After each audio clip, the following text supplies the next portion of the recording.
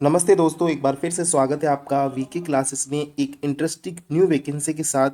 आज की जो वीडियो रहने वाला है वो एक नई भर्ती पे रहने वाला है, एक एकलव्य मॉडल रेजिडेंट स्कूल की भर्ती पे रहने वाला है, जिसमें आपको टीचिंग पोस्ट मिलेगा, नॉन टीचिंग पोस्ट मिलेगा, जिसमें मिनिमम जो क्वालिफिकेशन रखी गई है वो 12वीं पास रखी गई है। और यहाँ पर हम आपको इस भर्ती से रिलेटेड कंप्लीट नॉलेज देंगे, कंप्लीट जानकारी देंगे कि इसका जो फीस है वो कितनी है, एप्लीकेशन फॉर्म कब से स्टार्ट है, सिलेक्शन प्रोसेस क्या है, सैलरी क्या लेने वाली है और एजुकेशन क्वालिफिकेशन क्या रखी गई है, सब कंप्लीट बताएंगे इस वीडियो में। और अगर आप हमारे चैनल पर पहली बार विजिट कर रहे हो तो कृपया चैनल को सब्सक्राइब कर दे और बेल आइकन को दबा दे, ताकि आगे आने वाली वीडियो की जो नोटिफिकेशन है वो सबसे पहले आपको मिले। तो चलिए वीडियो को शुरू करते हैं। जैसा कि आप ये देख सकते हैं कि एकलव्य मॉडल रेजिडेंस स्कूल का ये नोटिफिकेशन है, ऑफिशियल नोटिफिकेशन है। ठीक है, तो इसमें अगर हम बात कर ले सेल वो वैकेंसीज के बारे में, कैसी कैसी वैकेंसीज है, ठीक है, और उसकी फीस क्या। ठीक है, सबसे पहले हमें आप तीन प्रकार की यहाँ पर वैकेंसी है। एक होती है आपकी प्रिंसिपल की यहाँ पर, एक होती है पीजीटी पोस्ट ग्रेजुएट टीचर की, और एक होती है नॉन टीचिंग स्टाफ जिसमें आपके लैब अटेंडेंस की वैकेंसी है, और एक जेएसए की जूनियर सेक्रेटरी असिस्टेंट की वैकेंसी। ठीक है, बात कर ले सबसे पहले इनकी एप्लीकेशन फीस की। तो जो प्रिंसिपल के लिए फीस रखी गई है वो 2000 रखी गई है, और जो पीजीटी के लिए रखी गई है वो 1500, और नॉन टीचिंग स्टाफ के लिए 1000 रुपये यहाँ पर फीस रखी गई है, एप्लीकेशन फीस रखी गई है, जिसमें एससी और एसटी कैटेगरी के कैंडिडेट और पीएच कैटेगरी के कैंडिडेट की फीस यहाँ पर आपकी नहीं लगने वाली है। ठीक है, ये तो रही इनकी एप्लीकेशन फीस के बारे में। ठीक है, और बात कर ले ऑनलाइन एप्लीकेशन ऑफ मतलब आपकी जो फॉर्म है वो कब से स्टार्ट है, कब तक स्टार्ट है। ठीक है, तो आपकी जो फॉर्म है वो 31 जुलाई तक है। ठीक है, 31 जुलाई तक आपके फॉर्म अवेलेबल है। ठीक है, और आगे अगर हम बात कर लें वैकेंसीज की, टोटल नंबर ऑफ वैकेंसीज कितनी है। ठीक है, तो इसमें प्रिंसिपल की वैकेंसी है, पीजीटी की है, अकाउंटेंट की है, junior secretary assistant, lab attendance, ये इतनी प्रकार की इसमें वैकेंसीज है। ठीक है, सबसे पहले अगर हम बात कर ले प्रिंसिपल की कितनी वैकेंसी, प्रिंसिपल की यहाँ पर 303 नंबर ऑफ वैकेंसी 303 रहने वाली है। ठीक है, पीजीटी की जो नंबर ऑफ वैकेंसी वो है 2266 नंबर ऑफ वैकेंसी यहाँ पर पीजीटी की है। अकाउंटेंट की बात कर ले तो 361 अकाउंटेंट की वैकेंसी है। और बात कर ले जेएसए की जूनियर सेक्रेटरियल असिस्टेंट की तो 759 759 यहाँ पर जेएसए की वैकेंसी है। और लैब अटेंडेंस की बात कर लें तो 373 नंबर ऑफ वैकेंसी है लैब अटेंडेंस की। ठीक है, ये और टोटल नंबर ऑफ वैकेंसी आपकी 4062, टोटल नंबर ऑफ वैकेंसी है 4062। ये आपकी टोटल नंबर ऑफ वैकेंसीज है, जिसमें कैटेगरी वाइज अलग अलग वैकेंसी। जैसे अगर हम बात कर ले प्रिंसिपल में, तो प्रिंसिपल में जो यूआर की नंबर ऑफ वैकेंसी वो 125 है, ईडब्ल्यूएस की 30 है, ओबीसी की 81 है, एससी की 45 है, एसटी की 22 है। इस प्रकार आपकी 303 नंबर ऑफ वैकेंसी, जिसमें ओएच की भी आपकी 13 नंबर ऑफ वैकेंसी है। पीजीटी की भी यहाँ पर कैटेगरी वाइज वो है आपकी पोस्ट है, और सब्जेक्ट के वाइज भी आपकी यहाँ पर पोस्ट है। ठीक है, ये इसका नोटिफिकेशन मैं आपको डिस्क्रिप्शन में दे दूंगा, आप वहाँ से अपनी वैकेंसीज को चेक कर सकते हो। ठीक है, हम मोस्ट बातों पे आते हैं और बात कर ले हम जेएसए की।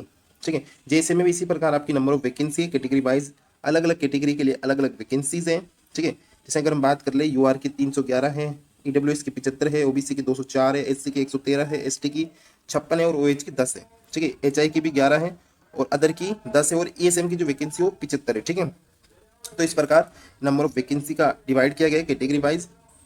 आगे अगर हम बात कर ले, फिर जो मोस्ट इंपॉर्टेंट टॉपिक आपका रहने वाला है वो सैलरी का है। ठीक है, आपकी सैलरी कितनी मिलेगी, आपको सैलरी किस लेवल पे मिलेगी, कितनी मिलेगी।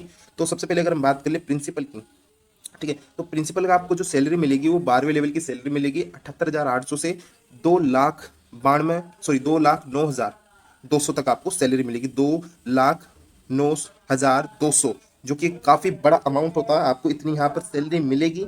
अगर हम बात करें पोस्ट ग्रेजुएट टीचर की, जिसमें Hindi, English, physics, chemistry, math, economics, bio और history, geography, commerce, third language आपकी संस्कृत हो गई, गुजराती हो गई, अदर जो भी हो, कंप्यूटर साइंस, तो इनसे रिलेटेड जो पीजीटी की जो वैकेंसी है उसको जो सैलरी मिलेगी वो पे लेवल 8 मिलेगा, और आपकी जो स्टार्टिंग सैलरी होगी वो होगी 47,600 से लेकर 1,51,100 रुपये तक आपकी मैक्सिमम सैलरी यहाँ पर होने वाली है पीजीटी की। अकाउंटेंट की बात कर ले तो अकाउंटेंट को जो सैलरी मिलने वाली है वो पे लेवल 6 वाली 35,400 से 1,12,400 1,12,400 आपको अकाउंटेंट में सैलरी मिलने वाली है। जेसे की बात कर ले तो जेसे को जो सैलरी मिलेगी वो पे लेवल 2 मिलेगी। ठीक है, 19,900 से लेकर 63,200 तक आपको सैलरी मिलेगी जेएसए में, जूनियर सेक्रेटरी असिस्टेंट में। लैब अटेंडेंस की बात करें तो पे लेवल फर्स्ट में आपको सैलरी मिलेगी 18,000 से लेकर 56,900 तक आपको सैलरी देखने को मिलेगी। ठीक है, अब बात कर ले मोड ऑफ एग्जामिनेशन, आपका जो पेपर कैसे लगेगा, कंप्यूटर बेस लगेगा या फिर ओएमआर पे लगेगा। तो आपका जो एग्जाम है वो लगेगा ओएमआर, पेन पेपर होगा, आपको कंप्यूटर पे आपका ये एग्जाम नहीं लगेगा। Paper base pen paper base आपका ये पेपर होने वाला है। ठीक है, और अगर हम आगे बात कर ले इसमें जो आपका सिलेबस है वो कैसा है, ठीक है, किस किस प्रकार के आपके पार्ट होंगे, किस किस प्रकार के आपके सेक्शन होंगे एग्जाम में। ठीक है, तो आपके जो टोटल नंबर होंगे वो होंगे 130 के। प्रिंसिपल की बात करें सबसे पहले, प्रिंसिपल की जो आपके मार्क्स होंगे 130 नंबर का आपका पेपर होगा। ठीक है, और आपके पर्सनैलिटी टेस्ट के भी होंगे 40 नंबर, इंटरव्यू होगा आपका 40 नंबर का प्रिंसिपल का। और अगर हम बात कर ले रीजनिंग, और इसमें जो टॉपिक्स है वो 5 टॉपिक्स हैं प्रिंसिपल वाले सेक्शन में। पहला जो रीजनिंग और न्यूमेरिकल एप्टीट्यूड के 10 क्वेश्चन आएंगे, और एक क्वेश्चन 1 नंबर का होगा। जनरल अवेयरनेस के आपके 20 क्वेश्चन आएंगे। लैंग्वेज के जैसे हिंदी और इंग्लिश के आपके 10-10 नंबर आएंगे, मतलब टोटल 20 नंबर आएंगे, हिंदी के 10, इंग्लिश के 10। और अकेडमी एंड रेजिडेंटल एडेप्टेड इसका आपका टेस्ट होगा जिसके आपके 50 नंबर होंगे। ठीक है, ठीक है, 50 क्वेश्चन नंबर ऑफ क्वेश्चन होंगे जिसमें नंबर भी आपके 50 होंगे।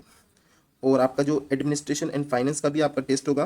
ठीक है, वो होगा आपके जो NESTS वेबसाइट पे जो सिलेबस है उसके हिसाब से आपका पेपर होगा, जिसमें आपके 50 नंबर ऑफ क्वेश्चन होंगे और 50 ही आपके क्या होंगे, मार्क्स होंगे। इस प्रकार आपका 150 नंबर का क्वेश्चन होगा। ठीक है, जिसमें से 130 आपके ऑब्जेक्टिव क्वेश्चन रहने वाले हैं। ठीक है, 3 घंटे का आपका पेपर होगा। और बात कर ले पीजीटी की, जो पीजीटी का जो आपका एग्जाम होगा वो होगा आपका 130 नंबर ऑब्जेक्ट टाइप के। ठीक है, जिसमें आपका ये सिलेबस दिया गया है। जनरल अवेयरनेस होगी आपके सिलेबस में, रीजनिंग एबिलिटी होगी, नॉलेज ऑफ आईसीटी की होगी, और टीचिंग एप्टीट्यूड का भी टेस्ट होगा आपका, डोमेन नॉलेज भी होगी, जैसे सब्जेक्ट वाइज स्पेशल सब्जेक्ट होती है आपके पास उसका भी होगा। टोटल 130 नंबर के होंगे।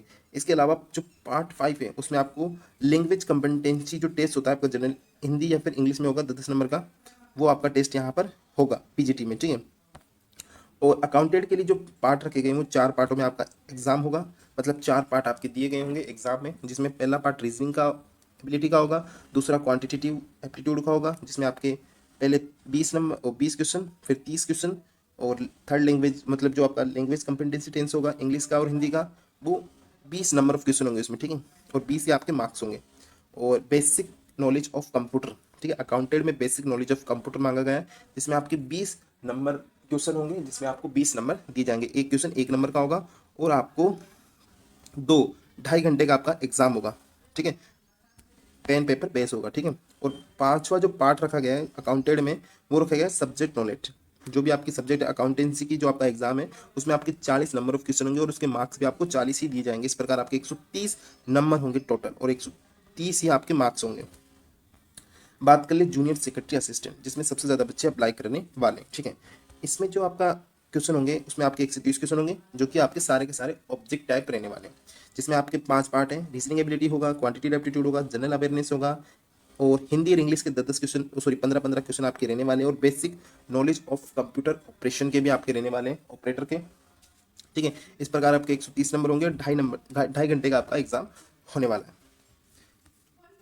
और टाइप राइटिंग जो होगी आपकी कंप्यूटर पे ही होगी, टाइपिंग जो टेस्ट होगा वो कंप्यूटर पे ही होगा। 35 वर्ड पर मिनट मांगते हैं इसमें। ठीक है, लैब अटेंडेंस की बात कर ले तो जो लैब अटेंडेंस है उसमें भी आपके 4 पार्ट मांगे गए हैं, जिसमें रीजनिंग एबिलिटी और general awareness, language competency tense, Hindi और इंग्लिश दोनों के 15-15 मार्क्स होंगे। और स्पेसिक्स और जो सब्जेक्ट स्पेसिफिक नॉलेज है आपको लैब के कार्य करने आने चाहिए। ठीक है, वो भी आपके 60 नंबर। इस प्रकार आपके 120 नंबर होंगे ऑब्जेक्ट टाइप, जिसकी मार्क्स भी आपको 120 दिए जाएंगे। 2.5 घंटे का आपका पेपर होगा, पेपर पेन बेस। बात कर ले नेगेटिव मार्किंग की, तो आपके जो मार्क्स हैं वो प्रत्येक क्वेश्चन 1 नंबर का होगा, आपके 0.25 नंबर काटे जाएंगे। 0.25 की यहाँ पर नेगेटिव मार्किंग रहने वाली है। 1/4 आपके नेगेटिव मार्किंग होने वाली है, जिसमें अगर आपने 4 गलत कर दिए तो आपके 1 नंबर कटने वाला है। ठीक है, ये तो रहा सिलेक्शन प्रोसेस की। और एक अगर आपको सिलेबस चाहिए तो आपको emrs.tribble.gov.in पर जाकर अपना सिलेबस चेक कर लेना है। इसके आगे अगर हम बात कर लें, जो इम्पोर्टेंट है आपके लिए वो है आपका जो क्वालिफिकेशन है। वो प्रिंसिपल के लिए जो क्वालिफिकेशन मांगी गई है वो मांगी गई है आपकी एकेडमिक मास्टर डिग्री होनी चाहिए आपके पास किसी भी यूनिवर्सिटी से, और बीएड होना चाहिए। एक्सपीरियंस मांगा गया है 12 साल का कंबाइंड एक्सपीरियंस। एक तो आपका होना चाहिए वाइस प्रिंसिपल का, वो भी 4 साल के, एंड पीजीटी ठीक है। पीजीटी का भी आपको एक्सपीरियंस होना चाहिए, ठीक है। और कंप्यूटर की नॉलेज होनी चाहिए और हिंदी इंग्लिश लैंग्वेज आपकी कंपलसरी होनी चाहिए, ठीक है। और इसमें जो मैक्सिमम एज मांगी गई है वो 50 साल मांगी गई है, इससे ज़्यादा आपकी एज नहीं होनी चाहिए। और जो SC ST और OBC की कैटेगरीज के जो कैंडिडेट हैं उनको 55 साल तक की क्या दी गई है, छूट दी गई है, 55 साल तक वो अप्लाई कर सकते हैं, up to 55 year for EMRC employ, ठीक है। आगे अगर हम बात कर ले पीजीटी की, तो पीजीटी में जो मैक्सिमम एज मांगी गई है वो 40 एज आपकी होनी चाहिए, सिर्फ और सिर्फ आपकी मैक्सिमम 40 एज होनी चाहिए। उसके अगर आप 41 के हो 42 के हो तो आप इसके लिए अप्लाई नहीं कर सकते हो, एलिजिबल भी आप इसके लिए नहीं हो। एज रिलैक्सेशन ST SC और OBC को मिलने वाला है। और जो EMRS में जो इसी संस्थान में काम कर रहा है, इसी स्कूल में काम कर रहा है, उसके लिए जो क्वालिफिकेशन एज मांगी गई है वो 55 साल तक की एज यहाँ पर मांगी गई है। एजुकेशन क्वालिफिकेशन की बात कर ले तो आपके पास मास्टर डिग्री होनी चाहिए, जिसमें भी आप अप्लाई कर रहे हो, जिस सब्जेक्ट के लिए भी मास्टर डिग्री होनी चाहिए, और आपके पास पोस्ट ग्रेजुएट डिग्री होनी चाहिए, ठीक है। मास्टर डिग्री कंपलसरी है इसमें। और बात कर ले पीजीटी की कंप्यूटर साइंस से, उसमें भी ऐसा ही आपके पास MSc होना चाहिए कंप्यूटर साइंस से, या फिर IT होना चाहिए, NC फ्रॉम रिकॉग्नाइजेशन यूनिवर्सिटी, ठीक है। और ये इसके अलावा ME और MTech होना चाहिए आपके पास। 40 साल इसमें मैक्सिमम एज मांगी गई है। और जो EMRS में काम कर रहे हैं, EMRS में उनकी जो एज मांगी गई है वो 55 साल यहाँ पर एज आपकी मांगी गई है। अकाउंटेंट की बात कर ले तो 30 साल यहाँ पर मैक्सिमम एज मांगी गई है अकाउंटेंट की। और जो EMRS में काम कर रहे हैं एम्प्लॉय, उनकी जो एज है मैक्सिमम वो 55 है। ST SC और OBC को भी यहाँ पर एज रिलेक्शन मिलेगा। जो क्वालिफिकेशन मांगी गई है वो डिग्री कॉमर्स की आपके पास डिग्री होनी चाहिए, ग्रेजुएट होनी चाहिए आप कॉमर्स सब्जेक्ट से। नेक्स्ट अगर बात करिए जूनियर सेक्रेटरी असिस्टेंट, तो आपके यहाँ पर जो क्वालिफिकेशन मांगी गई है वो मांगी गई 12वीं पास, मिनिमम क्वालिफिकेशन 12वीं पास है।